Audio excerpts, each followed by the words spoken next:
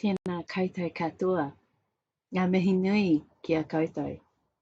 Greetings from Aotearoa, New Zealand, from Te Waipounamu, the South Island, where I live and work in the area of Ngai Tuahuriri, the traditional owners or mana whenua of this land. My name is Kelly Dombroski. My ancestors came to this country of New Zealand from different parts of Europe. So I'm a person here by treaty, a Pākehā New Zealander, not Indigenous to this place. And I'm zooming in to you today, or from this recording, in my backyard, in my caravan, the lovely orange canvas here behind me. And I mention all this because I'm a geographer and it's good to situate ourselves in place. But also I think it's a good practice to acknowledge where we come from and who we are, the position from which we speak, because that affects the way that we see things, the way that we collaborate on our pedagogies of care, intercultural communication, and more. I hope I can have the chance to sit in on your conference and get to know you a little bit more as well. My thanks for this invitation to speak to you, and I want to acknowledge the organisers of this event, Ana Heras, who first contacted me, and the others in the organisational team, Jessica Newman, who's one of the other speakers alongside me, and all the other speakers and participants that I have not mentioned. Kia ora, greetings to you all. I would like to begin with 3 stories, and I'll come back to these 3 stories later in my talk. But if you can, sit back and listen, look at the trees and the wind behind me, let your mind wander. Story 1 is in 2006. I am a young mother of my first child. I'm doing my PhD fieldwork in the city of Xining in China on the Tibetan Plateau in the far west. I'm in the foyer of a very fancy building, waiting to get my chest x-rayed for my student visa. I feel a warmth in my side. It's my daughter who's cuddled up to me in the sling. Quickly remove her from the sling, planning to hold her out over a nearby waste paper basket. But it's too late. Urine trickles onto the ground, wetting her split crotch pants and her socks. If this was my home country of New Zealand, I would probably lie her on the floor, quickly change her pants and socks. Indeed, most likely she would have to be wearing a nappy here. But it wasn't New Zealand, and I just knew somehow that I shouldn't put a baby on the floor. I cannot put a baby on the floor. Not because it's dirty, sparkling clean, but because it just felt wrong. I'd never seen a baby on the floor. They were always held. But somehow I have to get her out of these wet pants and into a clean pair without lying her on the seemingly sparklingly clean floor. You just can't do that here. It doesn't feel right. I'd never seen one on the floor. Maybe on a heated kung or on a rug. But on a tiled floor, not ever. Some other families manage it between grandma and granddad, balancing the baby on their lap, multiple hands helping this. But mostly local caregivers are more skilled than I am at knowing when the baby needs to go to the toilet and holding them out, away from the body, even on the tiled floor if necessary. At some point, these grandmothers I'd been observing come to live in my head. I look around, see if there's any grandmothers here now. They are my best indicator if I'm doing something socially inappropriate. Now they set off inexplicable alarms, slight warnings when I suspect in my body something I'm doing is not quite right in this environment. Babies lying on the floor. It's definitely not right. Story 2, 2018. My regular group of postgraduate students trickle into our shared learning space. We put food on the table, ready to share.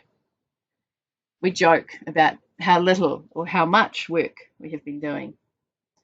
The students are from Bhutan, urban China, Tibetan China, Vietnam, Indonesia, Philippines, and Bangladesh. We are reading De Souza Santos' Epistemologies of the Global South. We are reading Arturo Escobar, Designs for a Pluriverse. We are reading Gerda Rolvink, Geographies of Collective Action. We are writing a chapter for the Handbook of Diverse Economies. The ideas we are exploring are ideas of economy, power, colonialism, development, but also of agency, of diverse economic practices, of people on the margins, of commoning and making community. These students are the elite, mostly in their communities. They don't go hungry at home, and many of them command respect in important government positions. But here in New Zealand, some of them, for the first time, they're bundled into a single group. Students from the global south. Their knowledges are systematically undervalued. Their status is drastically lowered. Their partners cannot find jobs easily. Their children seem to be going to school and just playing all day. Are they even learning anything? We commiserate and strategize together. Sometimes I can find them work. Their children are at school with my children. We share food and exchange clothing, uniforms, baby clothes. I cook some meals for a student with a new baby. Another student's partner helps my husband dismantle a wall in our house. We share our thoughts on everyday life and our work as they arise. Something else is happening. One student asks, how did our understanding of modernization and development come to be so colonized by the West? Another student asks, what about all of the diverse economic informal activities that sustain life in the slums? A third asks, why do we so often overlook the value of the social relationships and networks that keep our society going back home? I don't really have any answers, but we return to our texts. We build community with each other. We learn alongside each other, and we survive in odd, diverse ways. Story 3, 2021. I'm feeling angry and confronted. My work has been undervalued. My colleague and collaborator has suggested I'm not doing enough of the right thing on our co-funded project. I'm going off on my own path, and I'm not working closely with the kaupapa, the central idea of the project. I am reperforming privilege by taking up opportunities I get as a white woman and not sharing them with my Māori research collaborator. I don't check in enough. Am I so task-focused I cannot take a phone call? Not all of these words were said aloud, but they hang between us in the vast spaces between our two cities on two different islands, between our two ontological start points, between our two different racialized histories. Am I acting to perpetuate racism? I ask myself. Probably, I answer. How do I collaborate with others in ways that hear and prioritize their values and preferences over my own? Can I do it? I'm tired, I answer, but I will try. Now, I've spent almost half of my talk on these three stories, and now I'm going to just briefly unpack what I think they mean in the context of intercultural collaborative pedagogies. What do they have to tell us about collaboration, about working with intercultural understandings, and about pedagogies? The first story for me is about learning ontologies in place through the body. It illustrates, in China, myself as a student, my embodied process of learning.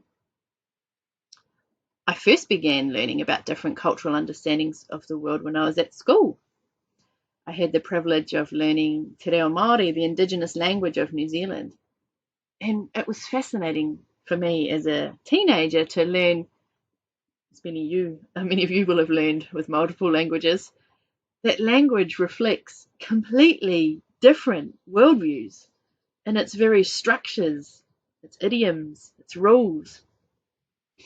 But the story I told you was about my time in China. I was researching the diverse economic practices of women with small children. I looked at breastfeeding as both labour, as an intra-household exchange, and of course, something more. I looked at infant toileting as both a care practice and an environmental act that avoided disposable nappies, and something more. That something more that emerged was the different ontologies of the body that were playing out. Now, I understand ontology to mean what is possible and what is real in a worldview. Traditional Chinese medicine imagines an ontology where the body is made up of different elements of fire and water and wind and earth and more, where hot and cold had meanings beyond temperature, where breast milk was related to both blood and qi, where your circulatory systems could be sluggish if certain parts of the body were covered by nappies, and where this could affect the scalp health of babies, their gut health, and their sleep. At the same time, Western biomedicine was also alive and well.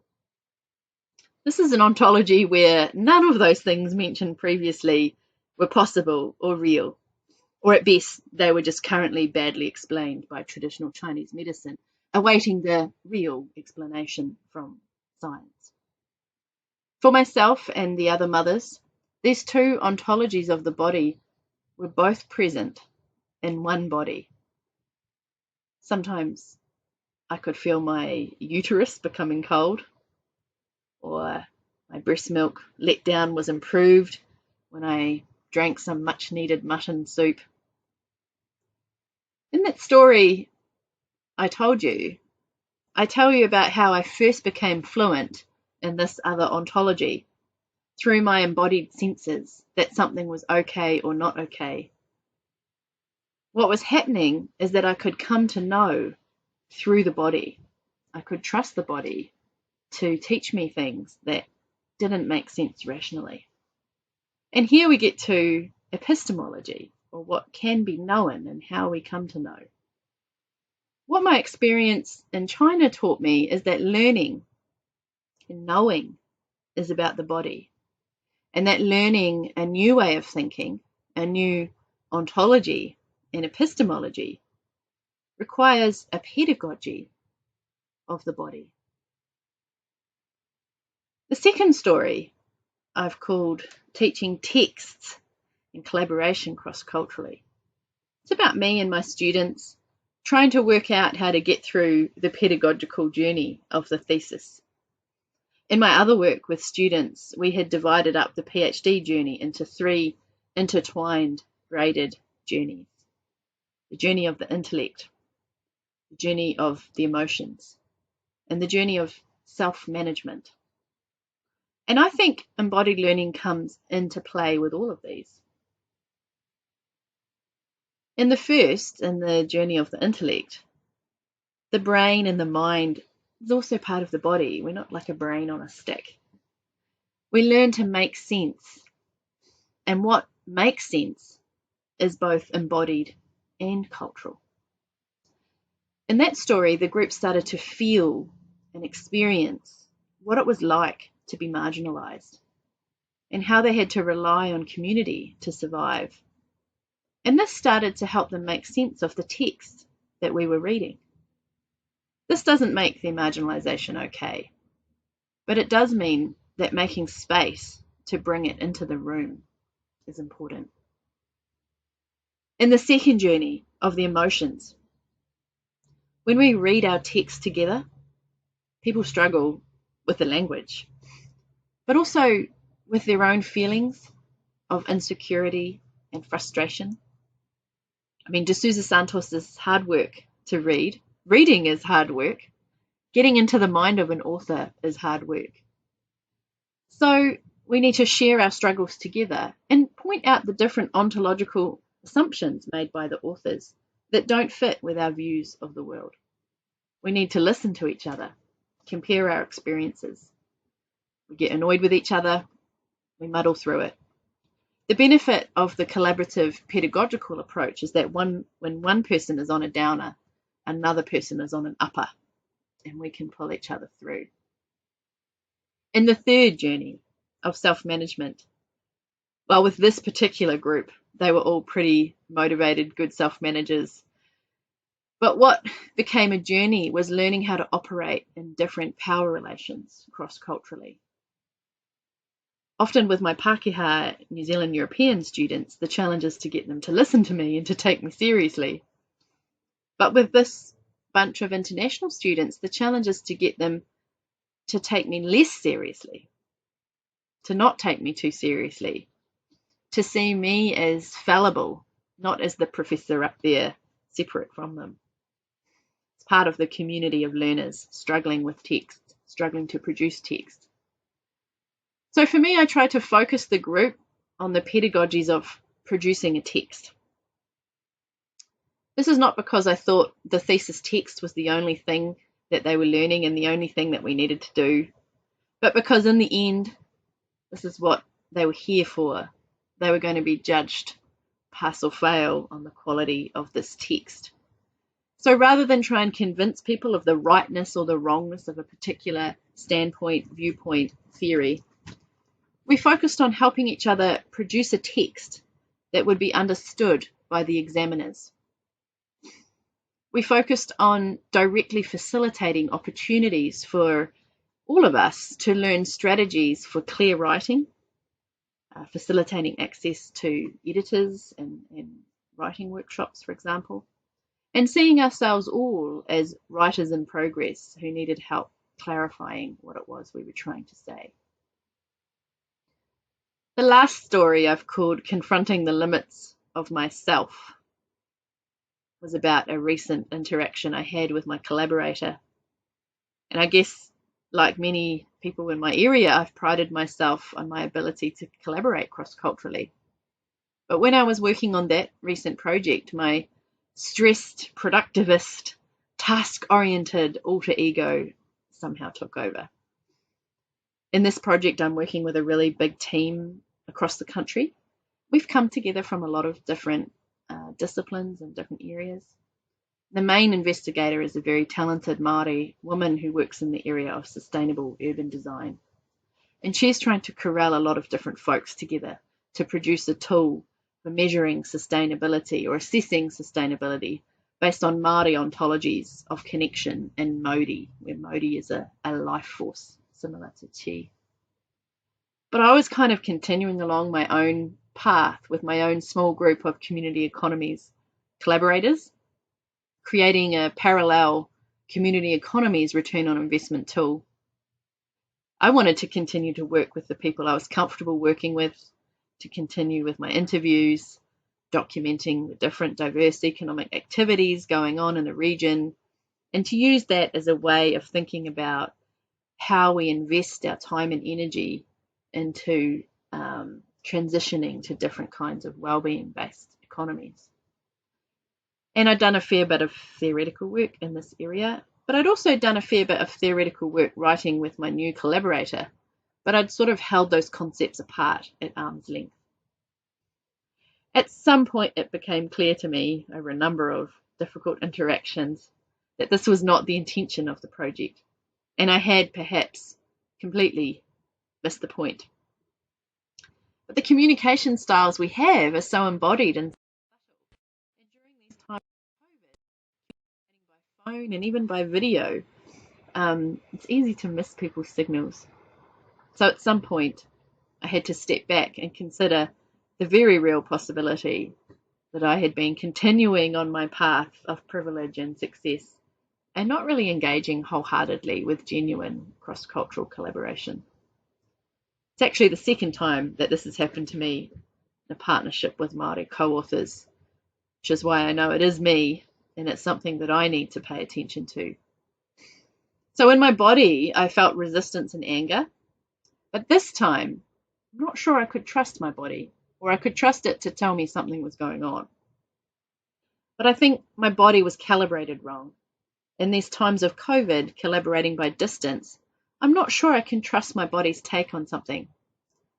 Also, we're in a nation where my people are in the majority, the settlers, and the ontological landscape is dominated by our norms. So really, to collaborate, I must recalibrate. So we return full circle. Come back to story 1 again. I lifted the sling over my head, spread it out on the tiles. Working quickly, placed my daughter on that sling, changed her split crotch pants and stashed the wet ones in my bag. Put the sling back on, holding her in my arms, not putting her on the floor, and secured her again.